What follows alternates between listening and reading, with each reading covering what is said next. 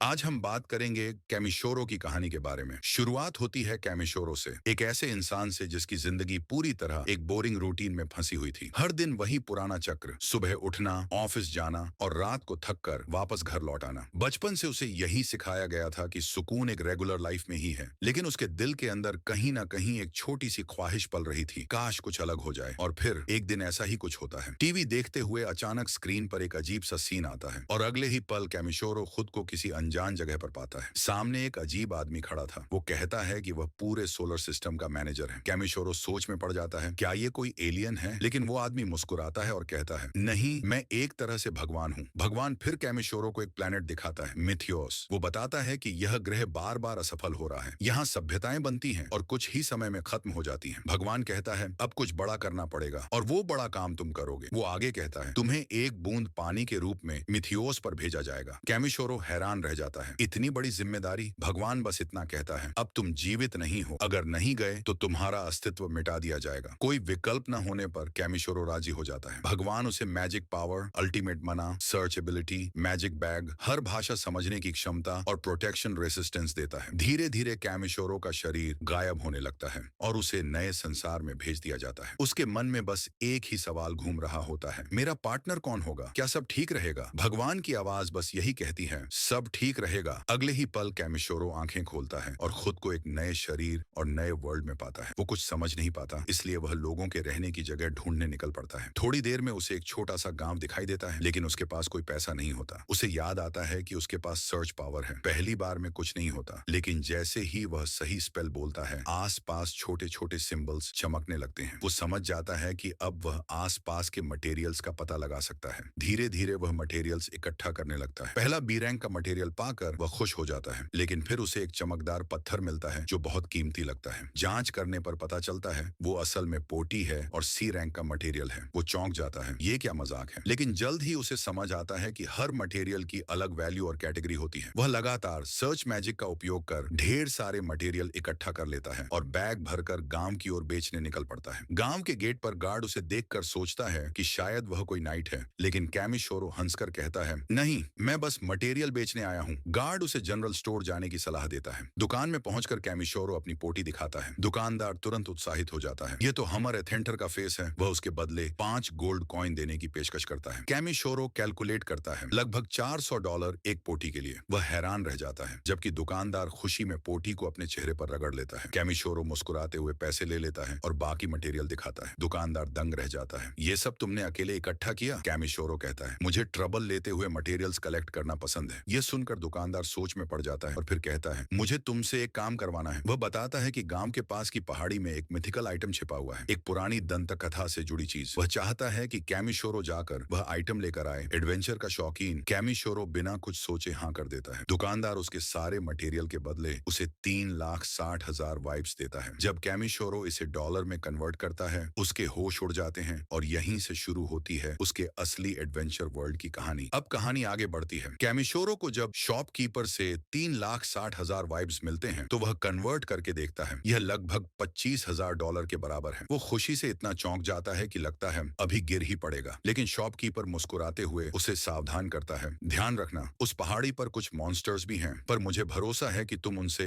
निपट लोगे। रात को कैमिशोरो एक धर्मशाला में रुकता है। वहां एक लड़की उसके पास एक बाउल में पानी लेकर आती है और कहती है, यह रहा आपका पानी। कैमिशोरो सोचता है, शायद पीने के लिए होगा, लेकिन लड़की बताती है, नहीं, यह आपको साफ होने के लिए है। वह चौंक जाता है, क्योंकि इस वर्ल्ड में कोई बात सिस्टम नहीं है। यहाँ केवल स्क्रबर मैजिशियन ही जादू से खुद को क्लीन कर सकते हैं, और इस टाउन में कोई स्क्रबर है ही नहीं। तभी कैमिशोरो के दिमाग में एक आइडिया आता है, अगर जादू से सफाई हो सकती है तो शायद मैं भी कर सकता हूँ। वह लड़की को पैसे देता है और अपने कमरे में जाकर ट्राई करता है। कुछ शब्द बोलने के बाद वह कहता है, क्लीन। अगले ही पल उसका मैजिक एक्टिवेट हो जाता है और वो खुद को बिल्कुल फ्रेश, चमकदार और नया महसूस करता है। अब उसे यकीन हो जाता है वो किसी भी तरह का मैजिक इस्तेमाल कर सकता है, बस सही शब्द जानना जरूरी है। अगली सुबह वह अपने पहाड़ के सफर पर निकलता है। रास्ते में उसे एक अजीब आकार की छाया दिखती है। उत्सुक होकर वह वहां पहुंचता है और देखकर उसके पैर जम जाते हैं। वहां एक स्केलेटन पड़ा था, उसके पास उसका नाम, रैंक और उसकी मैजिक एबिलिटी की जानकारी लिखी थी। कभी वह एक बहुत शक्तिशाली फाइटर रहा होगा। पास में एक अम्यूलेट और एक चिट्ठी भी थी जो उसकी बहन ने लिखी थी, ज्यादा मेहनत मत करना, अपना ख्याल रखना। वह उस फाइटर को सम्मान पूर्वक दफन करता है, फिर एक शांत जगह जाकर अपने चारों ओर मैजिक बैरियर बना लेता है। वह अपने इकट्ठे किए हुए जड़ी बूटियां, मसाले और मीट मिलाकर एक सूप तैयार करता है। टेस्ट करते ही मुस्कुराता है, स्काई ब्लेंड सूप, यह तो बेस्ट है। फिर वह आगे बढ़ता है और पहुंचता है एंशिएंट ड्रैगन फॉरेस्ट में, एक बेहद खतरनाक जगह जो मॉन्स्टर्स से भरी हुई है। वह अपने लाइट मैजिक का इस्तेमाल करके आसपास स्कैन करता है, लेकिन कोई जानवर या मॉन्स्टर नजर नहीं आता। वह सोचता है शायद मेरी बॉडी की गंध से